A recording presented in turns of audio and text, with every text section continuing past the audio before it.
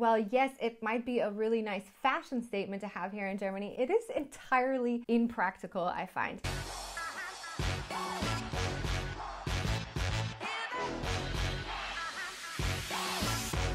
Hello everyone, welcome back to my channel. If you haven't been here before, my name is Jenna. I am an international who's been living here in Germany since 2014. If you are going to be moving to Germany, make sure you check out more information on lifeingermany.com. This is where I've actually put together an entire program from start to finish on things that you need to get done when you come here, and actually give you a ton of recommendations on how you can save a buttload of money, not only when you first get started, but actually when you're living here in Germany. Today we are going to talk about 5 things that you think you're going to need when you come here to Germany, whether that's moving here to Germany or coming here for a visit, and you actually do not need these at all, other than in certain situations, which I will mention. But these 5 things I regret packing because I have not used them once. Number 1, and this one makes me laugh all the time, you do not need anti-theft money belts or anti-theft backpacks or anti-theft luggage when you are coming here to Europe. Mind you, it has changed a little bit since when I first started traveling intensively, I guess 10 years ago.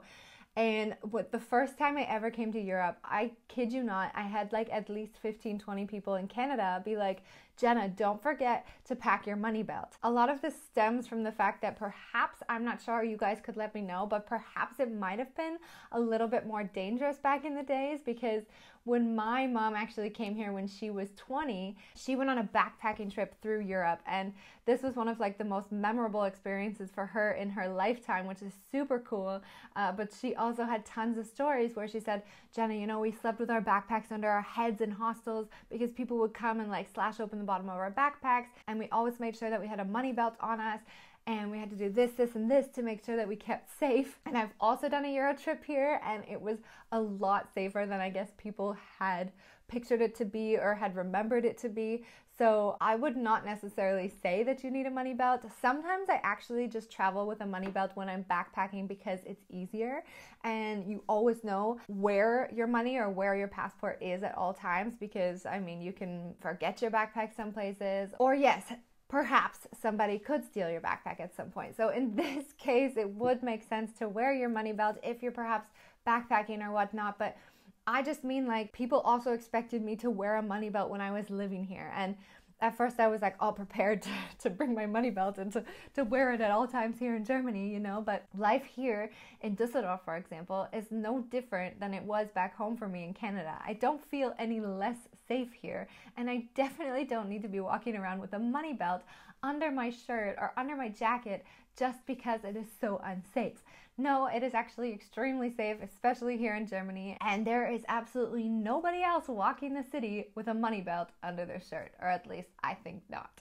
Most people just carry their money in their purses like normal. Number 2 would have to be high heels or stilettos. If you are a heel girl and you need your heels, well then I would recommend to definitely invest in a good pair of wedges. And I'm talking like sturdy and thick enough that you are not going to fall over and sprain your ankle on all of these numerous cobblestone streets, because 9 times out of 10, if you're going to party, you're usually headed into the old town. In Canada, we say we're going downtown. Usually we go downtown to go party. Not always, but in a lot of major cities, you go downtown. And here in Europe or in Germany, you would go into the Altstadt or the old town. And this is typically covered in cobblestones.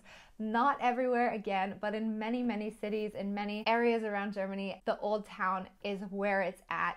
And this is no place to wear heels. I swear to you, back in Canada, I was like 100% through and through a heels girl. Like, we went out and I would wear 6-inch stilettos because it just made me feel good. And I loved dressing up and I had so much fun. And you'd even catch us outside in like -15, -20 degree weather in these tiny little dresses and stiletto heels in the middle of January. Here, it's not like that. It is okay to wear flats or to wear shoes to a bar or to a club. It is actually quite normal here. And if you do wear heels, as I mentioned, most people will stick with wedges, especially if you were not born and you haven't lived in Germany for a very long time, because this is something that you're really gonna have to train your feet to get used to.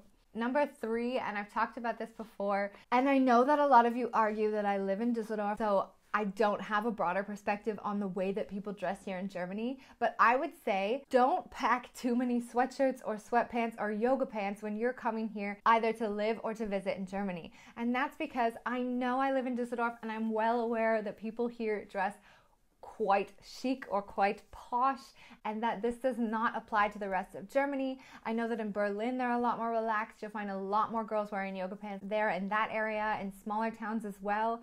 However, if you're coming from North America, you are definitely going to agree with me and say that here in Germany people dress relatively nice. I've mentioned this in a video before. I'll link it up above, so if you want to see the comments that people have left me before when I talked about this subject, feel free to browse the comment section. A lot of people said, what are you talking about? Like, people don't dress nice in Germany. But when you're coming from North America, this is the case. You guys do dress nice, whether you want to believe it or not. Even if it's just wearing jeans. I mean, not all of us in Canada wear jeans. I don't think I ever wore jeans in Canada. And walking outside in your sweatpants or even possibly your pajamas is quite normal.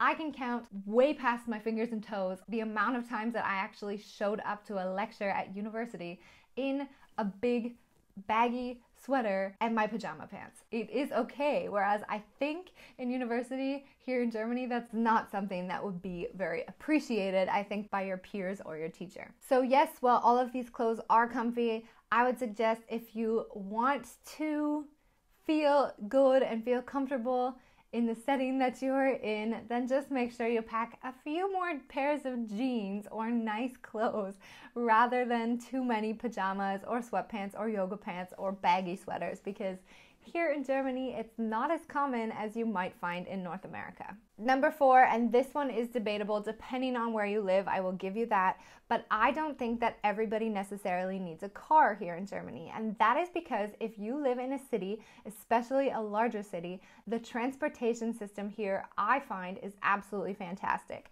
I'm talking when we're comparing this between North America. So from North America, moving to Germany, transportation in bigger cities is absolutely amazing, which means me living here in Düsseldorf for the last 6 years, I have not required a car in the least bit. The only time I ever crave having my car back from Canada would be when I want to do a day trip or a weekend trip somewhere.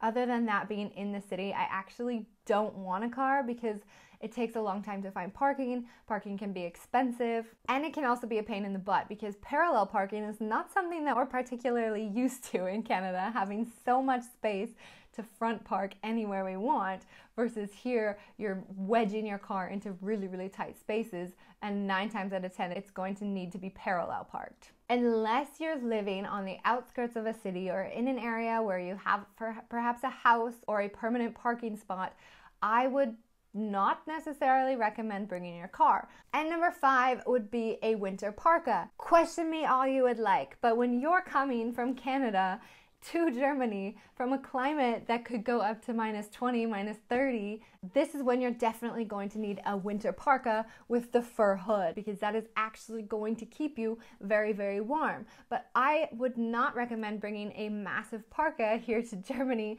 especially with the fur. I think Canada Goose has become now a very popular brand here in Germany, and that always kind of just mind boggles me because Canada Goose is a very, very thick down jacket with the fox fur around the hood. And while yes, it might be a really nice fashion statement to have here in Germany, it is entirely impractical, I find. In Canada, this keeps you warm, whereas I don't necessarily think you need fur around the hood in Germany because it never actually gets that cold.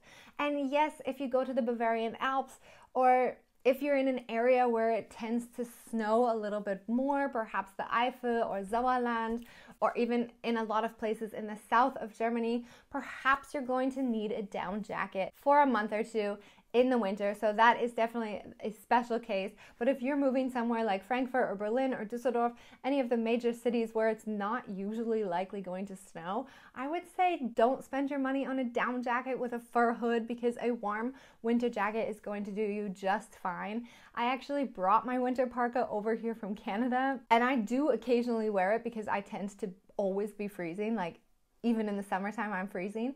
But even when I put my winter parka on in the coldest days in Düsseldorf here, I tend to find that it's actually too warm. So depending on where you're moving, depending on how the climate is, here in the north, I'd say in Berlin, Hamburg, Bremen, Düsseldorf, all of these areas tend to be quite rainy in the winter. So I would say instead of bringing a parka, you should actually invest in a good, nice fleece-lined rain jacket here for the winter, as well as perhaps a pair of wellies or hunter boots, rain boots, whatever you want to call them, that are also either fleece lined or have some sort of sheep wool on the bottom to keep your feet warm, because having waterproof clothing and shoes is probably way more important than having a really warm winter jacket. So whether you're coming here for travel or you're coming here to live, these are definitely 5 things that you are not necessarily going to need, depending on where you live, of course, as I mentioned. Otherwise, leave them at home. They all take up way too much space anyway. If there's anything that you're also thinking, I definitely shouldn't have brought that when I moved to Germany, and I totally thought that I did, or I definitely shouldn't have packed that when I came here to travel, let me know in the comment section below. I really hope you guys are liking my videos. If so, please give me some love and leave me a like or subscribe. Und wie immer, bis später.